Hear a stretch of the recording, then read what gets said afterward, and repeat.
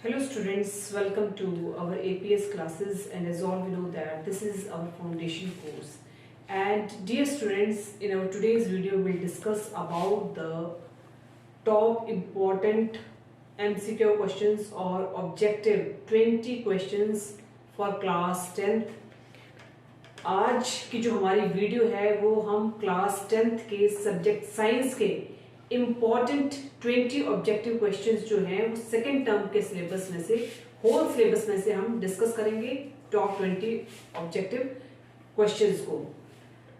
तो बेटे आज की 20 top most important objective questions हैं फॉर क्लास 10th, ठीक है, that is recently issued by the HP board of school education Dharamshala, ठीक है, for session March 2022। So let us start with our first question। और आज जो है हम important 20 ऑब्जेक्टिव क्वेश्चंस को ही डिस्कस करेंगे आपके साथ, जिसमें आपका फर्स्ट क्वेश्चन जो है बेटे that is simplest hydrocarbon is. सबसे पहले हमें ये जानना है कि हाइड्रोकार्बन्स क्या होते हैं। The compounds of hydrogen and carbon, hydrogen and carbon, the compounds of hydrogen and carbon are called as hydrocarbons, and hydrocarbons are further divided into two categories. One is the saturated hydrocarbons and the second one is the unsaturated hydrocarbons. Saturated hydrocarbons क्या होते हैं बेटे? Those compounds in which the carbon atom is linked with each other with the help of a single bond. Those are known as saturated hydrocarbons. Second type is unsaturated hydrocarbons. Unsaturated hydrocarbons are those hydrocarbons in which carbon atoms are linked with each other either with the help of a double bond or the triple bond. Double bond or triple bond. So these are known as multiple bonds. तो ऐसे hydrocarbons को हम लोग क्या कहते हैं? Unsaturated hydrocarbons. अब हमारे यहाँ क्वेश्चन था कि सिंपलेस्ट हाइड्रोकार्बन कौन से हैं? ऑप्शंस है methane, second one is ethane, third one is propane and fourth one is butane. तो चार ऑप्शंस आपके पास दी गई है, methane, ethane, propane and butane. So इनमें से सिंपलेस्ट हाइड्रोकार्बन्स कौन से हैं? तो वर्ड रूट के अकॉर्डिंग अगर हम देखें तो सबसे सिंपलेस्ट जो हमारा सबसे पहले टॉप पर जो होता है दैट इज मेथ। जिसमें सिंगल कार्बन होता है उसको हम क्या कहते हैं? मेथ। जिसमें दो कार्बन की चेन होगी दैट इज एथ। जिसमें 3 कार्बन की चेन होगी दैट इज प्रोप, एंड जिसमें 4 कार्बन की चेन होगी that is known as butane. तो यहाँ पर जो हमारा सिंपलेस्ट हाइड्रोकार्बन है बेटे methane, ethane, propane and butane. तो सबसे जो हमारा सिंपलेस्ट हाइड्रोकार्बन रहेगा that is methane. Methane is the simplest hydrocarbon. So methane is the right answer because it contains only single carbon atom in the chain. तो उस वजह से जो सिंपलेस्ट हाइड्रोकार्बन हमारा होगा वो क्या होगा? Methane. So here A is the right answer. Second option is which of the following is a carboxylic acid group? तो हमने फंक्शनल ग्रुप्स पढ़े हैं। फंक्शनल ग्रुप्स में कौन कौन से फंक्शनल ग्रुप्स होते हैं? आपके अल्कोहलिक ग्रुप है, एल्डिहाइडिक ग्रुप्स है, उसके बाद आपके कार्बोक्सिलिक एसिड्स के ग्रुप्स है, आपके कीटोनिक ग्रुप्स है, अमाइनो ग्रुप है, अमाइंस के ग्रुप्स हैं। तो ये सारे के सारे आपके क्या है? फंक्शनल ग्रुप्स हैं। तो इसमें से आपको ये बताना है कि कार्बोक्सिलिक एसिड ग्रुप कौन सा है। अब CHO जो है बेटे it is a aldehyde group. ये कौन सा है? Aldehyde. It is known as aldehyde. Aldehyde. Second जो है आपका COH, उसके बाद CO है। CO is the ketonic group. ये आपका कीटोनिक ग्रुप है। CO is known as the ketonic group. उसके बाद बेटे आपका NH2 है। NH2 is the amino group. उसके बाद अब हमारा बचा कि कार्बोक्सिलिक एसिड कौन से होते हैं। तो कार्बोक्सिलिक एसिड कौन से होंगे बेटे? Carboxylic acid is known as COOH। COOH is known as the carboxylic acid group. तो इसको हम क्या कहेंगे? This is carboxylic acid group. तो this is the right answer for the question number 2। Option B is the right answer. COOH is known as the carboxylic acid group. Third question है बेटे आपके पास स्ट्रक्चर दिया गया है CHHH bond CH double bond CHH। That means name it. अगर हम इसको ड्रॉ कर देखें बेटे तो आप इस तरह से बनेगा ये CH3 bond CH double bond CH2। CH3 single bond, CH double bond, CH2। Options दी गई हैं प्रोपाइन, प्रोपाइन आइन, सिंगल बॉन्ड की लिंकेज होगी तो एन, डबल बॉन्ड होगा तो इन, ट्रिपल बॉन्ड होगा तो आइन। अब यहाँ पर आइन दिया गया है, दैट मींस यहाँ पर क्या होगा, ट्रिपल बॉन्ड, जबकि यहाँ पर ट्रिपल बॉन्ड नहीं है। सेकंड ऑप्शन है प्रोपेनोइक एसिड, प्रोपेनोइक एसिड मतलब कार्बोक्सिलिक एसिड का ग्रुप है COOH, तो यहाँ पर COOH भी कहीं पर नहीं है, दैट मींस COH भी इसमें एब्सेंट है। प्रोपाइन ट्रिपल बॉन्ड है तो इसमें आयन भी एब्सेंट है। उसके बाद है propanone, propanone means ketonic group है, C डबल बॉन्ड हो, this is the ketonic group. अब इसमें कीटोनिक ग्रुप भी एब्सेंट है। अब हमारे पास क्या बचा है, double bond. Propene, propene chain length, सबसे पहले हम जाएंगे चेन लेंथ के ऊपर, कितने कार्बन की चेन है, सो 1 2 3 कार्बन की चेन है, तो हमारा वर्ड रूट जो होगा वो क्या होगा, प्रोप। सिंगल कार्बन हो तो हमारा वर्ड रूट क्या होता है, मेथ। 2 कार्बन होंगे तो हमारा वर्ड रूट क्या होता है, एथ। अब यहाँ पर हमारे 3 कार्बन हैं, तो इसका मतलब क्या हो गया कि हमारा जो वर्ड रूट है वो क्या है, प्रोप का। तो 3 कार्बन की चेन है तो वर्ड रूट हमारा बिल्कुल क्या आ गया, प्रोप। उसके बाद हम जाएंगे लिंकेज के ऊपर, सिंगल बॉन्ड है, डबल बॉन्ड है, या ट्रिपल बॉन्ड है, तो यहाँ पर लिंकेज जो है बेटे वो है डबल बॉन्ड की। डबल बॉन्ड की है तो हमारी नेमिंग क्या हो जाएगी, प्रोपीन। क्या नेमिंग हो जाएगी बेटे, propene. So propene is the right answer. तो इस जो कंपाउंड का जो नेम बनेगा, propyne is the wrong option, propanoic acid भी रॉन्ग ऑप्शन है, प्रोपेनॉन भी रॉन्ग है, but propene is the right answer. Propene जो है वो बिल्कुल सही आंसर है इस ऑर्गेनिक कंपाउंड का। तो क्वेश्चन नंबर 3 का जो सही आंसर है बेटे, that is propene. Now shift to the question number 4 and your question number 4 is what is the basis of classification? It is the question number 4 and your question number 4 is what is the basis of classification of elements in the modern periodic table? तो जब अब as all we know that सभी को पता है कि हमारे जो periodic table में टोटल एलिमेंट्स है वो 118 एलिमेंट्स है, पर डे बाय डे नए नए एलिमेंट्स की डिस्कवरी हो रही है, तो अब ये एलिमेंट्स 118 से बढ़कर ज्यादा हो चुका है। तो जो मॉडर्न पीरियोडिक टेबल था उसके अकॉर्डिंग क्या था कि जो एलिमेंट्स को हमने पीरियोडिक टेबल में क्लासिफाई किया था उनको हमने रखा था, सबसे पहले कौन सा एलिमेंट लिया, उसके बाद कौन सा एलिमेंट ले रहे हैं, तो उसको हमने जो कैटेगराइज किया था उन एलिमेंट्स को पीरियोडिक टेबल में, that is on the basis of their atomic number. Atomic number के बिहाफ पर हमने उन एलिमेंट्स को क्या किया था, पीरियोडिक टेबल में क्लासिफाइड किया था। तो अब यहाँ पर क्वेश्चन है कि कौन सा ऐसा बेस था क्लासिफिकेशन का एलिमेंट्स का, specially in the modern periodic table में। मॉडर्न पीरियोडिक टेबल में एलिमेंट्स को क्लासिफाइड किया गया था, पर उसके लिए मेन बेस क्या रखा गया था, किस बेस के ऊपर उन एलिमेंट्स को क्लासिफाइड किया गया था पीरियोडिक टेबल में। ऑप्शंस है एटॉमिक नंबर के बिहाफ पर, second one is number of neutrons, third one is atomic mass and fourth one is none of the above. तो एलिमेंट्स को पीरियोडिक टेबल में जो था वो कैटेगराइज किया गया था, क्लासिफाइड किया था, और उन एलिमेंट्स को क्लासिफाइड क्यों किया गया था, ताकि स्टडी जो है वो इजियर रहे। और उस बिहाफ पर उन एलिमेंट्स को जो था वो क्लासिफाई किया गया था पीरियोडिक टेबल में, तो उनका क्राइटेरिया क्या था, बेसिस क्या था, क्या बेस रहा था उन एलिमेंट्स को क्लासिफाइड करने का पीरियोडिक टेबल में। आइदर या तो उनको एटॉमिक नंबर के बिहाफ पर जो था वो क्लासिफाइड किया गया था, या फिर नंबर ऑफ न्यूट्रॉन्स के बिहाफ पर उनको क्या किया गया था, क्लासिफाइड किया गया था, या फिर एटॉमिक मास के बिहाफ पर किया गया था, या फिर नन ऑफ द अबव। तो नंबर ऑफ न्यूट्रॉन्स के बिहाफ पर उन एलिमेंट्स को क्लासिफाइड नहीं किया गया था पीरियोडिक टेबल में, ये रॉन्ग ऑप्शन है। एटॉमिक मास के बिहाफ पर भी एलिमेंट्स को कैटेगराइज नहीं किया गया था, क्लासिफाइड नहीं किया गया था पीरियोडिक टेबल में, बट ओनली जो जिस बिहाफ पर उन एलिमेंट्स को जो है क्लासिफाइड किया गया था पीरियोडिक टेबल में, that is only and only on the basis of the atomic number. Atomic number के बिहाफ पर उन एलिमेंट्स को क्या किया गया था, क्लासिफाइड किया गया था मॉडर्न पीरियोडिक टेबल में। So atomic number is the right answer because elements are classified in the modern periodic table on the basis of atomic number. So this is the right answer for the question number 4. Now shift to the question number 5 and your question number 5 is which of the following statements is not a correct statement about the trends when we going from left to right across the periods of the periodic table. Periodic table में जब हम left से right की तरफ जाते हैं, periodic table में जब हम लेफ्ट से राइट की तरफ मूव करते हैं, तो इसमें से कौन सा स्टेटमेंट है जो कि करेक्ट नहीं है about the trends when we going from left to right in a periodic table। तो periodic table में जब हम लेफ्ट से राइट की तरफ मूव करते हैं तो उसमें से आपको बतानी है, चार ऑप्शंस आपके पास दी गई हैं, उन चार ऑप्शंस में से कौन सी स्टेटमेंट जो है वो करेक्ट स्टेटमेंट नहीं है जब हम periodic table में लेफ्ट से राइट की तरफ मूव करते हैं। So your option is the elements become less metallic in nature। जब हम लेफ्ट से राइट की तरफ जाते हैं periodic table में तो उसमें या तो जो एलिमेंट्स हैं they become less metallic in nature।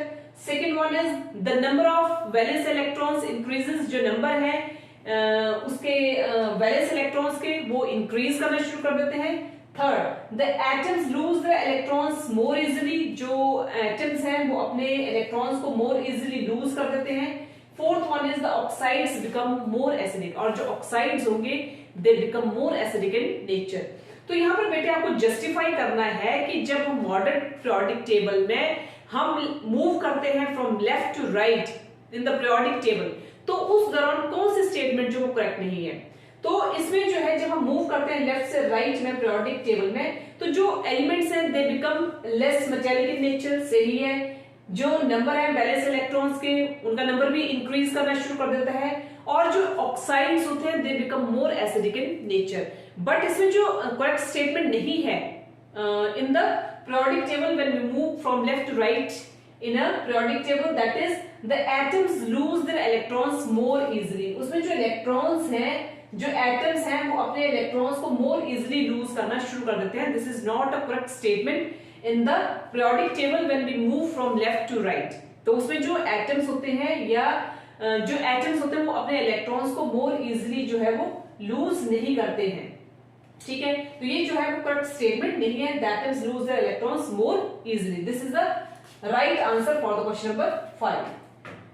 Now shift to the question number 6, and your question number 6 is element X, suppose it is your element X and this element forms chloride। This element forms chlorides having the formula XCl2। Element X forms a chloride with the formula XCl2, which is solid and have high melting point। At that time, X would most likely to be in the same group of the periodic table, and the options are sodium, magnesium, aluminium, as well as silicon। I repeat my question again. Element X forms a chloride with the formula XCl2, so which is solid as well as high melting point। X would most likely to be in the same group of the periodic table। Options है sodium, magnesium, aluminium as well as silicon। तो जो आपका X है that would most likely to be in the same group in the periodic table। So वो sodium नहीं है बेटा, that is the wrong option। Aluminium भी नहीं है, सिलिकॉन भी नहीं है, but only and only magnesium is most likely to be in the same group of the periodic table। जो मैग्नीशियम है it would most likely to be in the same group of the periodic table। periodic table में ये same group में जो exist करता है that is magnesium। so this is the right answer for the question number 6। now shift to the question number 7, and your question number 7 is which of the following is a symbol of sodium। periodic table में अभी मैंने आपको बताया कि total 118 elements है, और उन elements को कैटेगराइज किया गया है मेटल्स में, नॉन मेटल्स में और मेटलॉइड्स में। अब उसमें ये पूछा गया है कि इनमें से कौन सा जो है वो सिंबल है सोडियम का। ऑप्शंस दी गई है, Na है, SO है, SA है या फिर NO है। तो बेटे जो सोडियम का सिंबल है वो SO सिंबल जो है वो सोडियम का नहीं है, रॉन्ग आंसर है। SA भी सिंबल नहीं है सोडियम का, ये भी रॉन्ग आंसर है। और इवन टू की NO जो है वो भी सिंबल नहीं है सोडियम का। So here the symbol of sodium is Na, and sodium have the atomic number, और जो सोडियम का atomic number है बेटे that is to be 11। 11 जो है वो atomic number है सोडियम का, और उसके अगर हम इलेक्ट्रॉनिक कॉन्फ़िगरेशन की बात करें तो 1s2, 2s2, 2p6 and 3s1। so this is the electronic configuration of the sodium, 2, 8 and 1। so this is the electronic configuration of the sodium, and the symbol of the sodium is Na, not NO, not SA, not SO। so this is the right answer। now shift to the question number 8, and your question number 8 is which of the following constitute a food chain। इनमें से कौन है जो food chain को constitute करता है। तो इससे पहले कि हम ऑप्शंस के ऊपर जाएं, तो सबसे पहले बेटे आपको ये जानना जरूरी है कि फूड चेन होती क्या है। What do you mean by the term food chain? The interdependence of food from one organism to another organism is known as food chain. खाने के लिए एक ऑर्गेनिज्म जो होता है वो दूसरे ऑर्गेनिज्म के ऊपर निर्भर होता है, तो इसको हम क्या कहते हैं? फूड चेन या आहार श्रृंखला कहते हैं। तो एक जो ऑर्गेनिज्म है वो अपने खाने के लिए दूसरे ऑर्गेनिज्म के ऊपर निर्भर करता है, that term is known as food chain. The interdependence of food from one organism to another organism is known as food chain. And further food chain are of different types such as terrestrial food chain, aquatic food chain. ठीक है, तो terrestrial food chain कौन सी होगी? जो हमारे land पर जो भी एनिमल्स एग्जिस्ट करते हैं उनके बीच में जो फूड चेन अकर करेगी, जिसमें ऑर्गेनिजम्स एक दूसरे के ऊपर निर्भर होंगे अपने खाने के लिए, that type of food chain is known as terrestrial food chain. Aquatic food chain कौन सी होगी? Those organisms which depend upon other organisms for their food, और जो पानी में जो ऑर्गेनिज्म होंगे वो अपने खाने के लिए एक दूसरे के ऊपर निर्भर करेंगे, that type of food chain is known as aquatic food chain. तो इसमें से कौन है बेटे जो फूड चेन को कंस्टिट्यूट कर रहा है? अभी मैंने कहा कि फूड चेन में क्या करते हैं, जिसमें वन ऑर्गेनिज्म जो होता है वो डिपेंड करता है अदर ऑर्गेनिज्म के ऊपर फॉर देयर फूड। ऑप्शंस है grass, wheat and mango. Second grass, goat and human. Third goat, cow and elephant. And last one is grass, fish and goat. तो मैंने अब आपको ये सोचना है कि कौन सा ऑर्गेनिज्म एक दूसरे के ऊपर निर्भर है अपने खाने के लिए। ग्रास, व्हीट, मैंगो, इसमें कोई भी ऐसा ऑर्गेनिज्म नहीं हमें नजर आ रहा है कि जो अपने खाने के लिए एक दूसरे के ऊपर निर्भर है। काउ, गोट, गोट को काउ, काउ एंड एलिफेंट। तो ऐसा नहीं हो सकता बेटे कि गोट है, गोट को काउ खाएगी या काउ को एलिफेंट खाएगा। तो ये भी ऐसी चेन नहीं है जिसमें एक ऑर्गेनिज्म जो है वो दूसरे ऑर्गेनिज्म के ऊपर निर्भर कर रहा है अपने खाने के लिए। ग्रास, ग्रास को किसने खाया? फिश ने। तो फिश जो थी वो ग्रास को नहीं खाती है। फिश को किसने खाया? गोट ने। तो गोट भी फिश को नहीं खाती है। तो ये भी कंस्टिट्यूट नहीं कर रहा है फूड चेन को। अब जो कंस्टिट्यूट कर रहा है आपका फूड चेन को बेटे, that is grass. Grass, grass को किसने खाया बेटे? ग्रास को खाया गोट ने। गोट जो होती है वो ग्रास को खाती है। अब गोट को कौन खा रहा है? ह्यूमन खा रहा है। अब ह्यूमन जो होता है वो गोट को खाता है। तो इस तरह से ये क्या हो गया? Interdependence of food from one organism to another organism. Grass को किसने खाया? गोट ने खाया। गोट को किसने खाया? ह्यूमन ने खाया। So this constitutes the food chain: grass, goat and human. So this is the right answer for the question number 8. Now shift to the question number 9, and your question number 9 is which of the following is not a part of the female reproductive system in human beings? So reproduction, सबसे पहले हमें ये जानना है कि reproduction होती क्या है। The ability to produce young ones, ठीक है, is known as reproduction. ऐसी ability जिसमें यंग वंस को प्रोड्यूस किया जाता है, that type of reproduction is known है, दैट टाइप ऑफ रिप्रोडक्शन उसको हम क्या कहेंगे? रिप्रोडक्शन कहेंगे, जिसमें यंग वंस को प्रोड्यूस किया जाता है। फर्दर रिप्रोडक्शन टू टाइप्स की है, asexual reproduction and sexual reproduction. Asexual reproduction is that reproduction in which only single parent is involved, whereas in case of sexual reproduction both the parents are involved, both male and female, both the parents are involved, and that type of reproduction is known as sexual reproduction. अब sexual reproduction से related अगर हम बात करें तो उसे दो types के reproductive systems आते हैं, male reproductive system and female reproductive system. अब इसमें ये कहा है कि जो female reproductive सिस्टम है ह्यूमन बीइंग का, वो इनमें से कौन सा ऐसा पार्ट है जो फीमेल रिप्रोडक्टिव सिस्टम का पार्ट नहीं है? ऑप्शंस है ovary, B uterus, C vas deferens and the last one is fallopian tube. तो यहां पर जो क्वेश्चन पूछा गया बेटे कि इन चार में से आपको ये बताना है कि कौन है जो कंस्टिट्यूट नहीं करता है फीमेल रिप्रोडक्टिव सिस्टम को। अब फीमेल रिप्रोडक्टिव सिस्टम के वेरियस पार्ट्स हैं, ठीक है, सच एज आपके ओवरीज हैं, यूट्रस है, फैलोपियन ट्यूब्स है, ये सारे के सारे जो हैं ये all these are the part of the female reproductive system.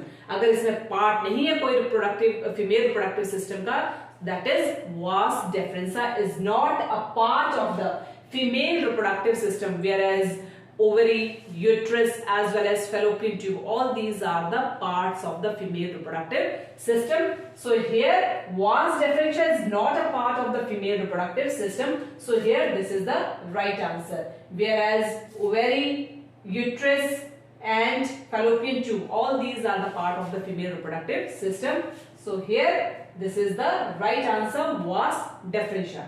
Next is question number 10. आज का जो हमारा टारगेट है बेटे टोटल इंपॉर्टेंट 20 ऑब्जेक्टिव क्वेश्चंस का है, जो कि हम टर्म 2 के होल सिलेबस में से हमने सिलेक्ट किए हैं इंपॉर्टेंट क्वेश्चंस, और उस 20 ऑब्जेक्टिव क्वेश्चंस को आज हम आपके साथ डिस्कस कर रहे हैं. So this is the syllabus, this is the syllabus for the second term examination for the class 10. The anther contains, anther में क्या क्या चीज होती है बेटे? Sepals, ovules, carpel as well as pollen grains. तो एंथर जो है बेटे, वो एंथर जो होता है वो क्या कंटेन करता है? Suppose this is the anther. अब एंथर के बीच में क्या चीजें होती है बेटे? एंथर क्या कंटेन करता है? एंथर में जो चीजें होती है बेटे, that is not sepals, not ovules, not carpels. ठीक है, ये पोलन एंथर्स नहीं कंटेन करते हैं. ना तो वो सेपल्स को कंटेन करता है एंथर्स, ना ही वो ओव्यूल्स को कंटेन करते हैं एंथर. इवन कार्पल्स को भी कंटेन नहीं करते हैं anther.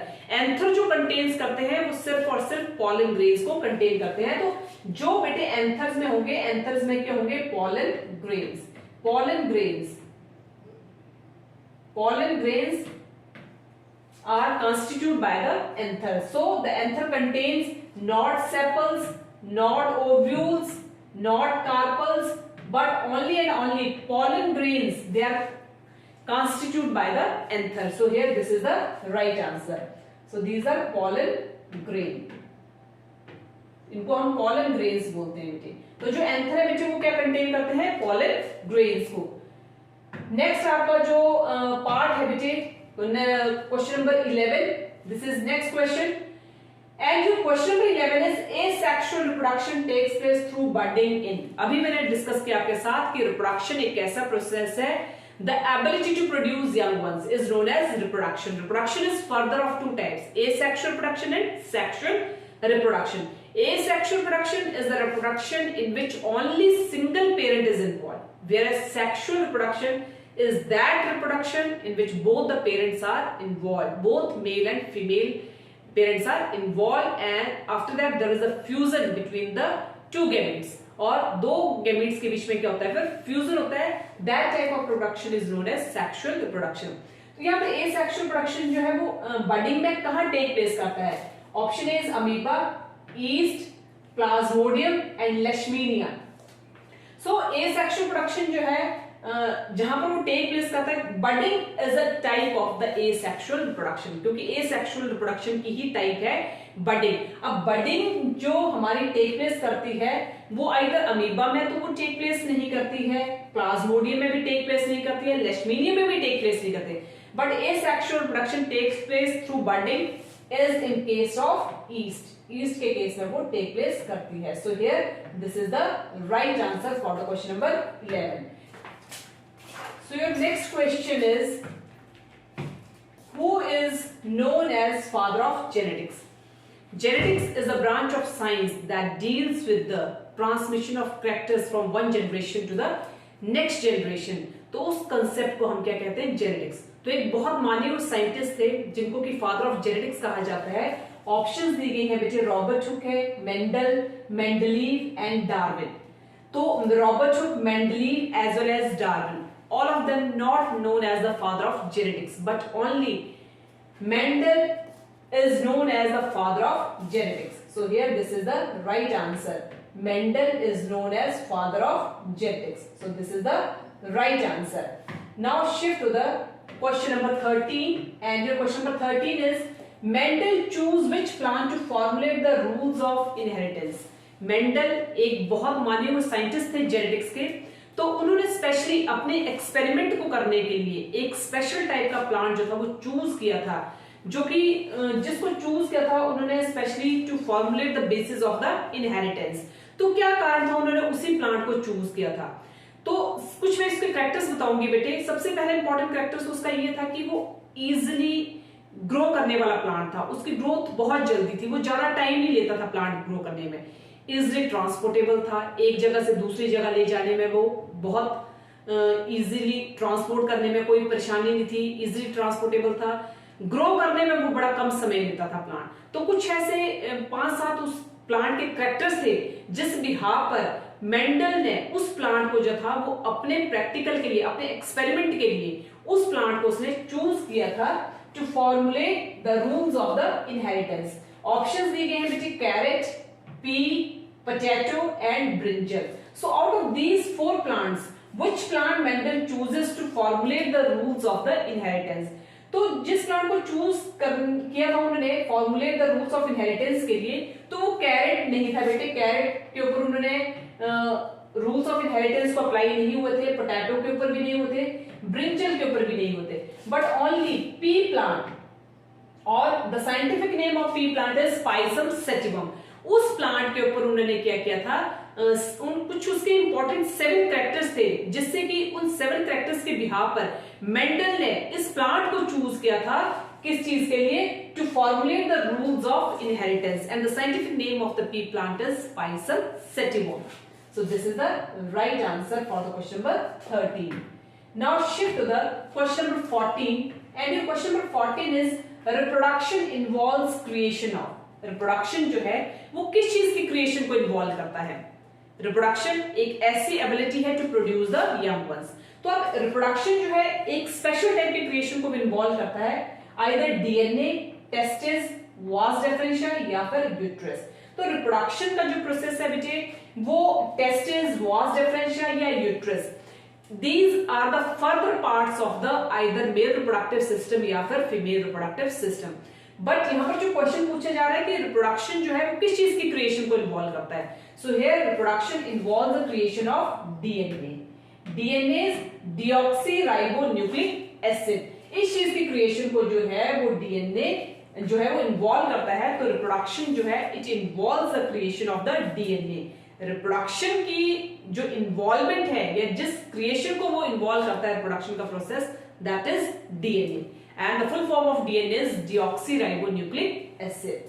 So here we have complete important 40 questions regarding the second term. Now shift to the question number 15, and your question number 15 is the human eye can focus objects at different distances by adjusting the focal length of the eye lens. This is due to human eye, it can focus the objects at distance, different distances by adjusting the focal length of the eye lens. This is due to either presbyopia, accommodation, nearsightedness या फिर far sightedness.